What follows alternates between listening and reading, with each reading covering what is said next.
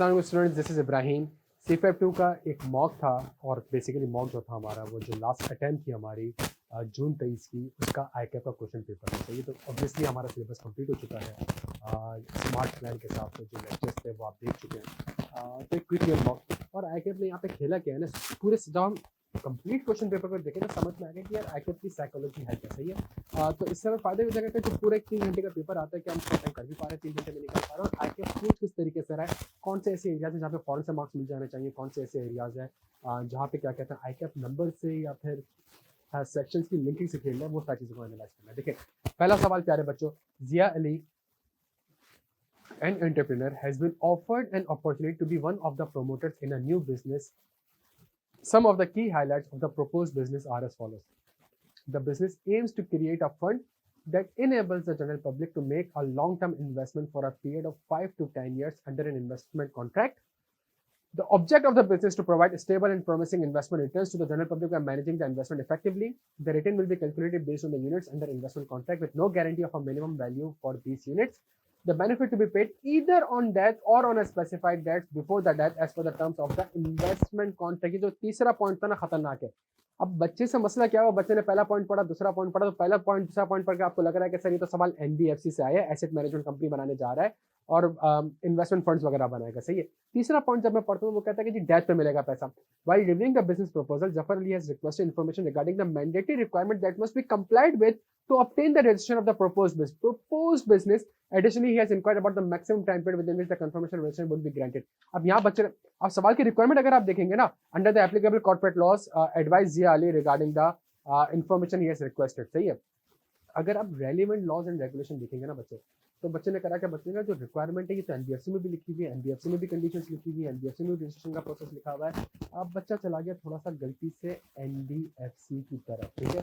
लेकिन मसला ये है कि जो तीसरा पॉइंट लिखा हुआ है ना, the benefit to be paid either on death, apparently इससे लग रहा है कि यार ये इंश्योरेंस बिजनेस की तरफ बात जा रही है। सही, बिकॉज इंश्योरेंस बिजनेस होता ही वो है कि या तो लाइफ बिजनेस होगा या नॉन लाइफ बिजनेस होगा। लाइफ बिजनेस में आपको आप जो पेमेंट कर रहे होते हो वो डेथ पे कर रहे होते हो, तो ये टेक्निकली स्पीकिंग इंश्योरेंस बिजनेस की तरफ भी जा रहा है और NBFC की तरफ भी लग रहा है। सही है। तो इसको काम ये करते हैं 10 नंबर का एक अच्छा सवाल आया, उससे सवाल में खेला क्या, सिर्फ ये चेक करने के लिए बच्चा दोनों जगह को सही पिक कर पाता है कि नहीं करता। जो कॉन्सेप्चुअली साउंड होगा उसमें direct relevant laws and regulation में किया होगा, अपने अच्छा आंसर लिख दिया होगा। मैं जो नीचे आपसे डिस्कस कर रहा हूँ that is the student corner और उसके बाद सजेस्टेड आंसर। लेकिन आंसर बहुत प्रिसाइज और अच्छा है इसका। लेकिन मैं सारे वो चीज़ें जो कि आपने सोची होंगी या सोच सकते हैं या कंफ्यूजन होंगी या जो क्वेरीज होंगी या जो क्वेश्चंस होंगे कि इसमें ये क्यों नहीं अप्लाई हुआ, वो सारे के सारे इस स्टूडेंट कॉर्नर में आपके पास मौजूद होंगे प्यारे बच्चों। आगाज करते हैं। सबसे पहले मैं आता हूं आपके साथ एज पर कंपनीज ऑर्डिनेंस 1984 में बच्चों। नॉन बैंकिंग NBFC में आया। सही है। Application of this part. The provision of this part shall apply to NBFC which include company licensed by the commission to carry out one or more of the following business। ये सारे business आपको दिख रहे हैं। Investment finance service, leasing का नहीं है, housing finance नहीं है, वेंचर कैपिटल नहीं है, डिस्काउंटिंग सर्विस नहीं है, इन्वेस्टमेंट एडवाइजरी सर्विस नहीं है, एसेट मैनेजमेंट सर्विस हो सकता है। एंड एज पर NBFC regulation, asset management company की डेफिनेशन में आता है तो वो कहता है means an NBFC licence by the commission to provide asset management service. थोड़ा सा और नीचे आता हूँ प्यारे बच्चों, कंपनीज ऑर्डिनेंस में आया आपके पास NBFC रूल्स की तरफ। और अगर मैं NBFC रूल्स की तरफ आऊं तो NBFC रूल ऐसे मैनेजमेंट सर्विस को बताते हैं means the business of providing services for management of collective investment scheme. सही है। अब कलेक्टिव इन्वेस्टमेंट स्कीम क्या, collective NBFC rules and regulation दोनों ने डिफाइन किया हुआ है।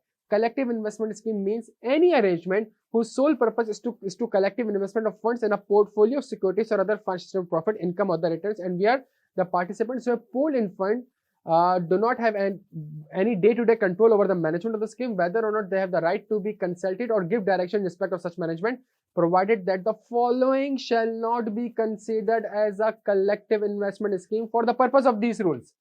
NBFC रूल्स, NBFC कंपनीज और इनके ऊपर अप्लाई नहीं होगा। किसके ऊपर? एम्प्लॉय वेलफेयर ट्रस्ट और ग्रेचुइटी ट्रस्ट और एम्प्लॉय प्रोविडेंट फंड और employee pension fund set up for the benefit of the employees by the companies and any such pool of fund which is separately regulated by the commission or which is already established under an SPA। कितनी जबरदस्त, जो आखिरी line है ना प्यारे बच्चों, जो proviso sub clause 2 लिखा हुआ है ना, कितना खतरनाक है। Any such pool of fund, तो ऊपर जो बिजनेस जिया साहब कर रहे हैं पूल ऑफ फंड का कर रहा है, which is separately regulated by the commission. तो इसका मतलब है जी इस सवाल में एनबीएफसी भी अप्लाई हो सकता है, इस सवाल में इंश्योरेंस ऑर्डिनेंस भी अप्लाई हो सकता है। एनबीएफसी ने हार मान ली, एनबीएफसी ने कहा जी अगर कोई ऐसा पूल ऑफ फंड है और उसके ऊपर ऑलरेडी कोई और कानून अप्लाई हो रहा है तो अब इसके ऊपर ये रूल्स अप्लाई नहीं होंगे। प्यारे बच्चों इसका मतलब है इंश्योरेंस का मतलब है एनबीएफसी रूल्स एंड रेगुलेशन से इसका आंसर नहीं था। इस ये क्लॉज इसकी लॉजिक है, इसके रीजन है, इसका रैशनल है, ठीक है। अच्छा इंश्योरेंस ऑर्डिनेंस में आते हैं, तो इंश्योरेंस ऑर्डिनेंस के पार्ट 1 सेक्शन 3 में आते हैं प्यारे बच्चों। वो कहता है इंश्योरेंस बिजनेस दो किस्म के होते हैं। For the purpose of this ordinance insurance business is divided into life insurance business and non life business. सही है, क्लास में डिस्कस किया हुआ था कि जी नॉन लाइफ बिजनेस क्या होता है, जो डेथ वगैरह पे पेमेंट नहीं मिल रही होती, नॉर्मली 1 साल से शॉर्ट, हर साल आपने हेल्थ करवा ली, हर साल कार अप करवा लिया। लाइफ इंश्योरेंस जो कि नॉर्मली डेथ पे पेमेंट मिल रही होती है। सही है, clauses of life and non life, और ये सारे के सारे उसके अगर आप देखें, for the purpose of this ordinance the following shall be the classes of business into which the life insurance business is divided. Class 1 being ordinary life business, life insurance policy that provides coverage in the event of death. तो इसका मतलब ये insurance ordinance में fall कर रहा है, insurance ordinance में fall कर रहा है। अब हम आ जाते हैं प्यारे बच्चों इंश्योरेंस ऑर्डिनेंस की सेक्शन 5 पे। Person eligible to transact the insurance, person eligible to transact the insurance business. सही है, अब ये जिया साहब के लिए अप्लाई हो रहा है। अब यहां से मेरा आंसर स्टार्ट होना जा रहा है। सही है, ऊपर वाले से वो सिर्फ आपके कॉन्सेप्चुअल क्लैरिटी के लिए, आपकी चीजों के लिए, एनबीएफसी अप्लाई नहीं होगा, इंश्योरेंस बिजनेस आंसर होगा। ना ही मैं आंसर रीड कर रहा हूं, लॉ क्या कहता है, लिखना कैसे, दोनों चीजें डिस्कस करेंगे और ये लॉ अप्लाई क्यों नहीं करे इसको डिस्कस करेंगे।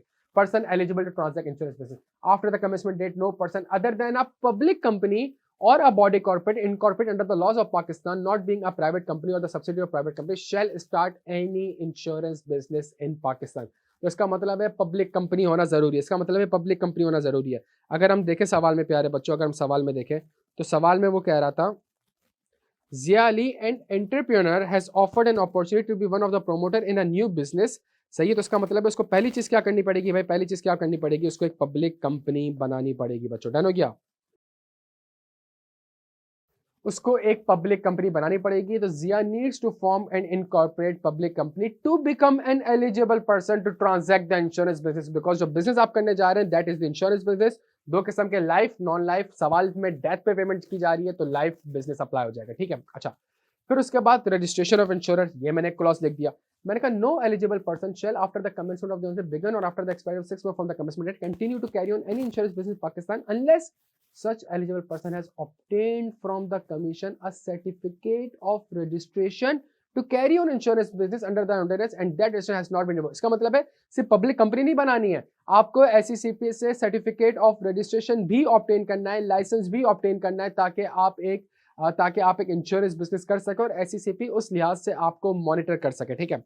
आगे पढ़ते हैं, लॉ पढ़ते हैं। A certificate of registration issued to an insurer under this section 3 for the purpose of this section to constitute registration under this order during the period until the expiry of such existing or 1 year from the commencement date of this section whichever is earlier and national insurance company। ये वाले sections हमारे लिए इतने relevant नहीं है because ये ordinance आने से पहले के लिए बात कर रहे हैं। सही है, during the period of 6 months from the commencement date the commission may on the application of an insurer registered under the repealed act or as at the commencement date extend for the purpose of this section the validity of the certificate of registration held by the insurer for a period not exceeding 6 months from the date on which that certificate would otherwise have expired।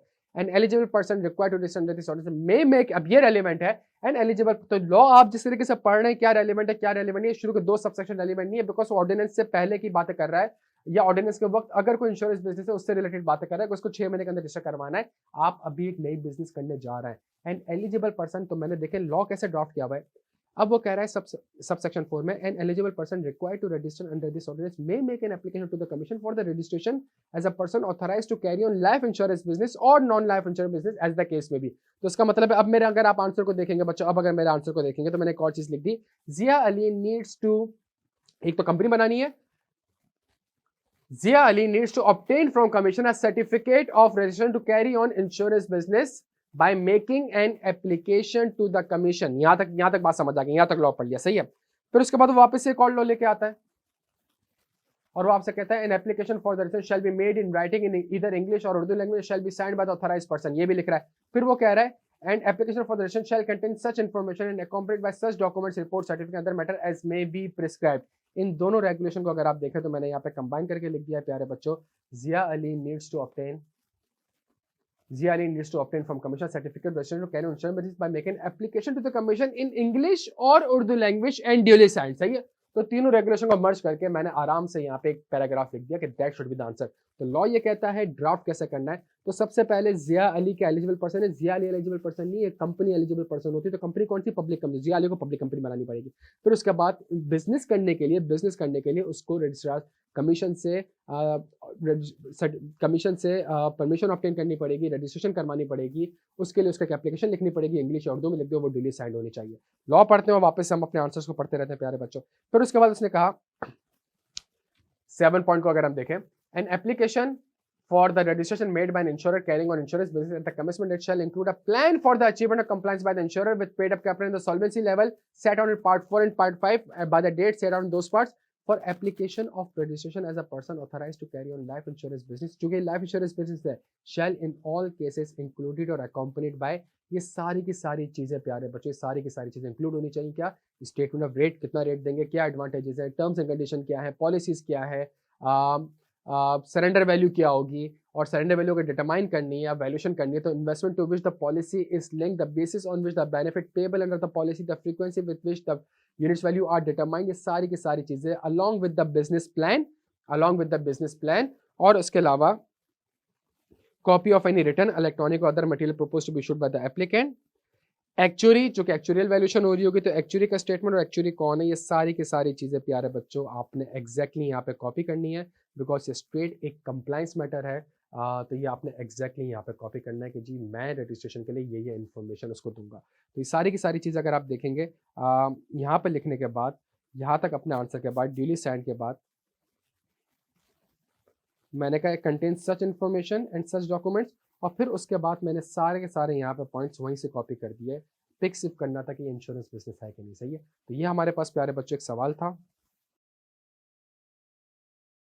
फिर अगर मैं 1 second के लिए आपके साथ requirement पढ़ूं,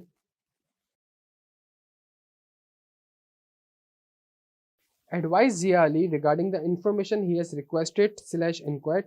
Zia Ali has requested information regarding the mandatory requirement that must be complied with. That is the mandatory requirement कि public company बनानी हो, सारे डॉक्यूमेंट्स ऐसा को जमा कराएं तभी वो आपको रजिस्टर करेगा. Additionally, he has inquired, तो 2 इंक्वायरीज करी हैं इसने. Additionally, he has inquired about the maximum time period within which the confirmation of the registration would be granted. सही है. तो भाई कितने, अगर मैं ये सारे डॉक्यूमेंट जमा करा दूंगा, मैक्सिमम कितना टाइम लगेगा मुझे SCCP से कंफर्मेशन मिलने में. तो इसके ऊपर लॉ आपसे क्या कहता है? लॉ आपसे कहता है कमीशन में register insurer upon satisfaction within 30 days of the receipt of an application for registration or such longer period as may be prescribed, the commission shall in writing notify the applicant that the application has been, कितने दिन में भाई? 30 दिन के अंदर has been granted or refused as the case may be, accept that. सही है. अगर if the commission so notifies the applicant writing before the expiry of the period of 30 days referred to in subsection, the period of 30 days shall be extended to 90 days or such longer period as may be prescribed. अगर commission ने कहा मुझे ज़्यादा time चाहिए तो फिर 90 दिन तक हो जाएगा. If the application is deficient in any technical particular and the commission so notifies the applicant before the expiry of the period of 30 days referred to in this, the application for the registration shall not for the purpose of this subsection be treated as received until the applicant has amended. ऐसा नहीं कि आपने आधे पौने document जमा करे थे, आपने कहा जी अब तो 30 दिन के अंदर आप दे लें.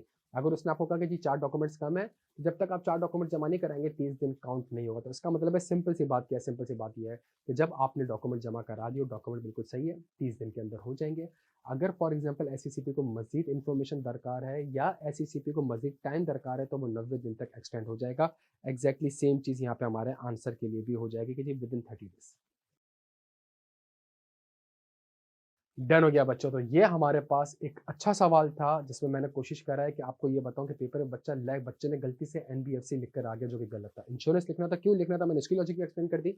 फिर मैंने सेक्शंस रख दिए. सेक्शन में से किन सेक्शंस को मैं अच्छा ड्राफ्ट कर सकता हूँ, कौन से ऐसे सेक्शंस में ड्राफ्टिंग कुछ नहीं है जिसमें सिर्फ और सिर्फ आपने उसको कॉपी करना. अगर डॉक्यूमेंट्स आपने सबमिट करवाने, उसने लाइन से डॉक्यूमेंट्स बताए हुए, उसमें आपने ड्राफ्ट नहीं करना, उसमें आपने कॉपी करना है. लेकिन 4 रेगुलेशन में एक ही जैसी बातें कर रहा है और बार बार रिपीटेशन हो रही है, सिर्फ एक एक वर्ड चेंज हो रहा है. तो इसके लिए आप उसको मर्ज करके भी एक अच्छा आंसर ड्राफ्ट कर सकते हैं. अपना बेहद ख्याल रखिएगा बच्चों.